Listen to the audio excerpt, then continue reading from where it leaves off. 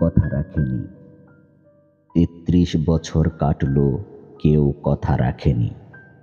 ছেলেবেলায় এক বষ্টমী তার আগমনী গান হঠাৎ থামিয়ে বলেছিল, শুক্লা দ্বাদশীর দিন অন্তরাটুকু শুনিয়ে যাবে। তারপর কত চন্দ্রভোগ অমাবস্যা চলে গেল, কিন্তু সেই বষ্টমী আর এলো না। ২৫ বছর প্রতীক্ষায় আছি।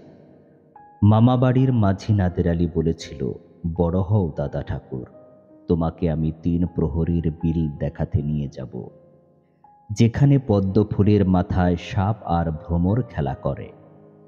নাদের আলী, আমি আর কত বড় হব? আমার মাথায় এ ঘরের ছাদ ফুঁড়ে আকাশ স্পর্শ করলে তারপর তুমি আমায় ৩ প্রহরীর বিল দেখাবে? একটাও রয়্যাল গুলি কিনতে পারিনি কখনো। লাঠি লজেন্স দেখিয়ে দেখিয়ে চষেছে লস্কর বাড়ির ছেলেরা। ভিখারির মতন চৌধুরীর গেটে দাঁড়িয়ে দেখেছি ভিতরের রাস উৎসব। অবিরল রঙের ধারার মধ্যে সুবর্ণ কঙ্কন পরা ফর্সা রমণীরা কত রকম আমোদে হেসেছে। আমার দিকে তারা ফিরেও চায়নি। বাবা আমার কাঁধ ছুঁয়ে বলেছিল, দেখিস একদিন আমরাও। বাবা এখন অন্ধ, আমাদের দেখা হয়নি কিছুই। সেই রয়্যালগুলি, সেই লাঠি লজেন্স, সেই রাস উৎসব আমায় কেউ ফিরিয়ে দেবে না।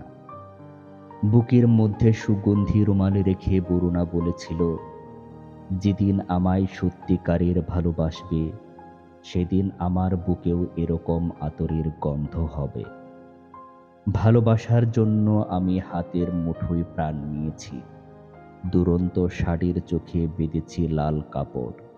বিশ্ব সংসার তন্ন তন্ন করে খুঁজে এনেছি ১০৮টা নীল পদ্ম, তবুও কথা রাখেনি বরুণা। এখন তার বুকে শুধুই মাংসের গন্ধ।